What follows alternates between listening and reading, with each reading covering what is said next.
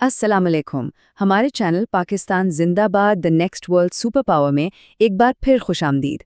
आज हम अपनी 27वीं किस्त में एक बहुत ही नाजुक मौजू पर बात करेंगे, अदलिया, और उसका उन्वान है जब मुहाफिज भटक गए।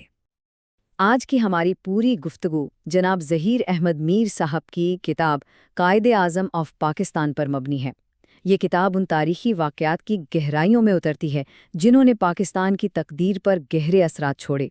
और आज हम इस किताब के एक ऐसे हिस्से को खंगालेंगे जो रियासत के सबसे अहम सुतून यानी अदलिया के किरदार पर बहुत गंभीर सवालात उठाता है।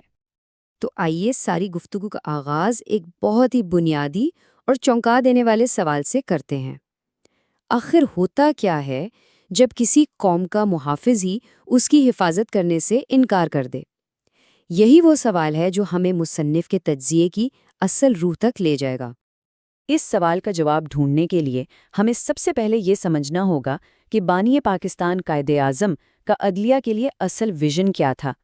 वो कौन से उसूल थे जिन पर वो पाकिस्तान के निज़ाम इंसाफ की इमारत खड़ी करना चाहते थे। कायदे का विजन वो इन 4 सतूनों पर खड़ा था जो यहाँ बिल्कुल वाज़े हैं। अदलिया को होना था मुकम्मल तौर पर आज़ाद, यानी किसी भी किस्म के दबाव से बिल्कुल पाक। इसे होना था इखलाकी तौर पर इतना मजबूत कि सच से ना हटे। इसे होना था बेखौफ ताकि ताकतवर से ताकतवर शख्स भी कानून के कटघरे में खड़ा हो सके।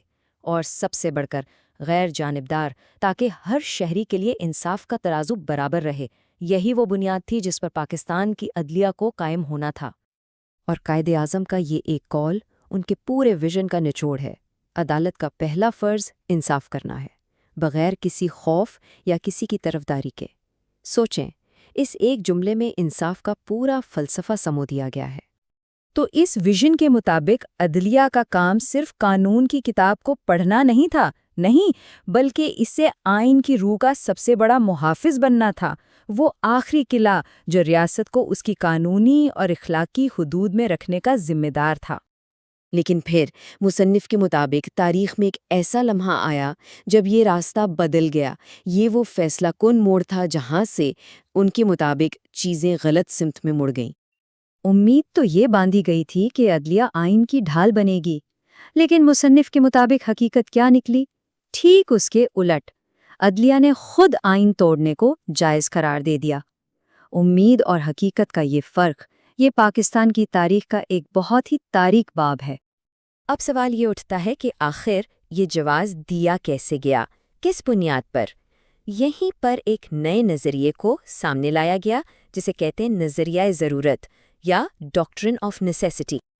तो ये नज़रिया था क्या?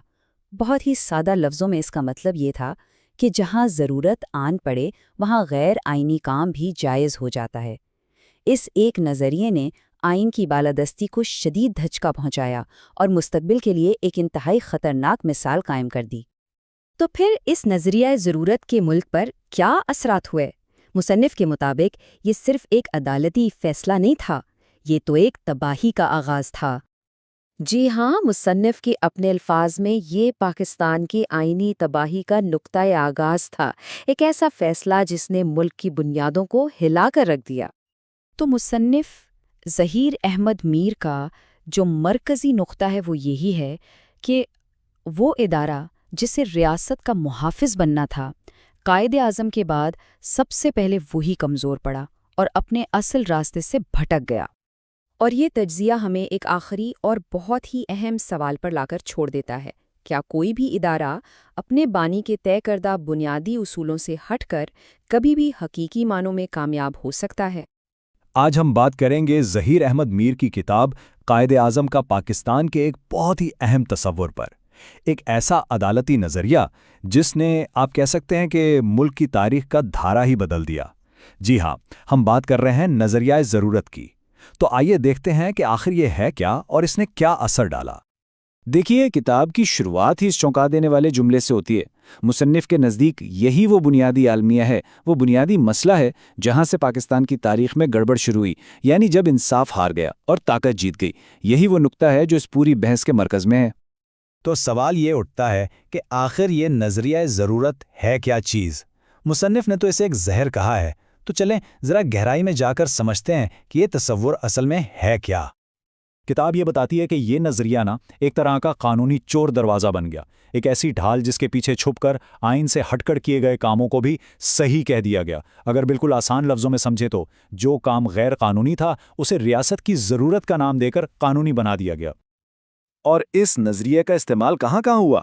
سوچئے ذرا، اسی کی بنیاد پر اسمبلیوں کو تحلیل کرنے کی اجازت دی گئی، آئین کو معطل کرنا جائز ٹھہرایا گیا، مارشل لاء کو قانونی حیثیت مل گئی، اور یہاں تک کہ شہریوں کے بنیادی حقوق کی پامالی کو بھی نظر انداز کر دیا گیا۔ مصنف کے مطابق یہ وہ فیصلے تھے جنہوں نے ملک کے پورے جمہوری نظام کی بنیادیں ہلا کر رکھ دیں۔ اب یہاں پر سب سے بڑا اور اہم سوال پیدا ہوتا ہے، وہی سوال جس کا جواب یہ کتاب ڈھونڈنے کی کوشش کرتی ہے کہ بھئی عدلیہ جسے آئین کا محافظ سمجھا جاتا ہے وہ خود ہی اپنے راستے سے کیسے اور کیوں ہٹ گئی؟ مصنف جو پہلی وجہ بتاتے ہیں وہ ہے اخلاقی کمزوری۔ ان کا ماننا ہے کہ بہت سے ججوں میں وہ اخلاقی جرت ہی نہیں تھی کہ وہ دباؤ کے سامنے ڈٹ کر کھڑے ہو سکتے۔ دوسرا بڑا فیکٹر، طاقتور حکمرانوں کا زبردست دباؤ۔ کتاب کہتی ہے کہ جب ایک طرف اصول تھے اور دوسری طرف طاقتور حکمران، تو عدالتوں نے اپنے آپ کو بچانے کو زیادہ اہم سمجھا۔ پھر تیسری وجہ بتائی گئی ہے سیاسی مصلحتیں، مطلب عدالتی فیصلے قانون کی روح کے مطابق ہونے کے بجائے اس وقت کے طاقتور لوگوں کے فائدے کو دیکھ کر کیے جانے لگے۔ چوتھا نقطہ تھوڑا سا الگ ہے، یہ ایک پورے سسٹم کا مسئلہ تھا، یعنی آئینی مزاج کی کمی۔ مصنف کا خیال ہے کہ چونکہ ریاست نئی نہیں تھی تو آئین کی بالادستی والی جو سوچ ہوتی ہے وہ ابھی معاشرے میں اور اداروں میں پختہ ہی نہیں ہوئی تھی۔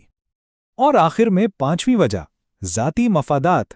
جی ہاں، کتاب کا دعویٰ ہے کہ کچھ فیصلے اس لیے بھی ہوئے کیونکہ ان کے پیچھے عہدے، رتبے اور ذاتی فائدے حاصل کرنے کی خواہش چھپی ہوئی تھی۔ اور ان سب وجوہات کا نتیجہ کیا نکلا؟ مصنف اسے ایک جملے میں سمیٹتے ہیں کہ جب عدلیہ ایک بار جھک جائے پھر کبھی سیدھی نہیں ہوتی۔ مطلب یہ کہ یہ سمجھوتے کوئی ایک دن کی بات نہیں تھے، ان کا اثر بہت گہرا اور دیر پا تھا، جس نے ادارے کی کمر ہی توڑ دی۔ تو اس جھکنے کا، اس سمجھوتے کا ملک پر کیا اثر پڑا؟ کتاب کے مطابق یہ صرف چند عدالتی فیصلے نہیں تھے، یہ وہ فیصلے تھے جنہوں نے پاکستان کی تقدیری بدل ڈالی۔ آئیے ذرا دیکھتے ہیں کہ اس کے طویل مدتی نتائج کیا نکلے۔ مصنف یہاں ایک چین ری ایکشن کی بات کرتے ہیں۔ ہر ایک فیصلے نے ملک کی جمہوری اور آئینی بنیادوں کو پہلے سے زیادہ کمزور کیا، اسے مزید کھوکھلا کر دیا۔ نتیجہ، جمہوریت کمزور پڑ گئی، آئین کی کوئی وقت نہیں رہی، اور جو غیر آئینی طاقتیں تھیں انہیں کھل کر کھیلنے کا موقع مل گیا، انہیں ایک طرح کا قانونی تحفظ جو مل گیا تھا۔ تو آخر میں مصنف کے نزدیک یہ سارا معاملہ ایک بنیادی انتخاب کا تھا۔ ایک طرف تھے اصول، یعنی قانون کی حکمرانی، آئین اور انصاف، اور دوسری طرف تھی طاقت، یعنی اپنا وجود بچانا، اختیار اور مصلحت۔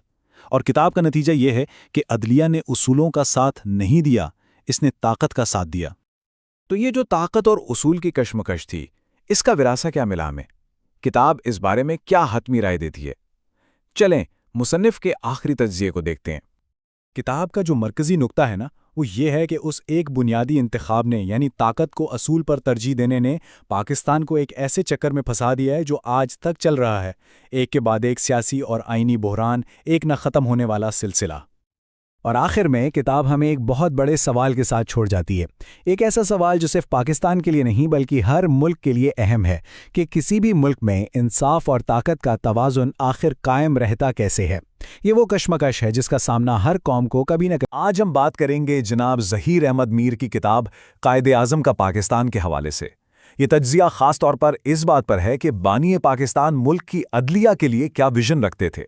کتاب اس سوال کو کھنگالتی ہے کہ قائد اعظم ہماری عدالتوں کو کس کردار میں دیکھنا چاہتے تھے، اور جب ہم اس راستے سے ہٹے تو اس کے کیا نتائج نکلے۔ چلیں اس موضوع کی گہرائی میں چلتے ہیں۔ سب سے پہلے ان نتائج پر ایک نظر ڈالتے ہیں جنہیں مصنف جناب میر بانی پاکستان کے ویژن سے ہٹنے کا نتیجہ قرار دیتے ہیں۔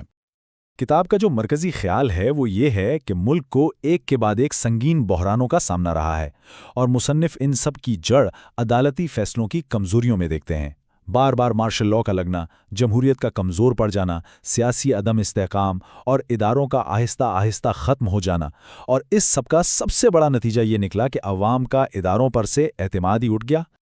مصنف ان ساری ناکامیوں کا نچوڑ ایک بہت ہی سادہ لیکن گہرے جملے میں بیان کرتے ہیں: یہ قیمت بہت بھاری تھی۔ اور جب وہ یہ کہتے ہیں تو اس کا مطلب صرف چند الفاظ نہیں बल्कि इसमें एक पूरी कौम की कई दहाइयों की तकलीफ छुपी हुई है। तो सवाल ये पैदा होता है कि वो असल विजन था क्या, जिसे मुसन्निफ के मुताबिक हमने कहीं खो दिया।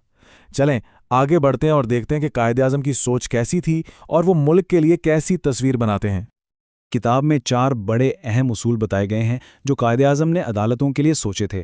पहला, ये कि अदालतें किसी भी गैर आइनी फैसले को फ़ौरन मुस्तरद कर दें।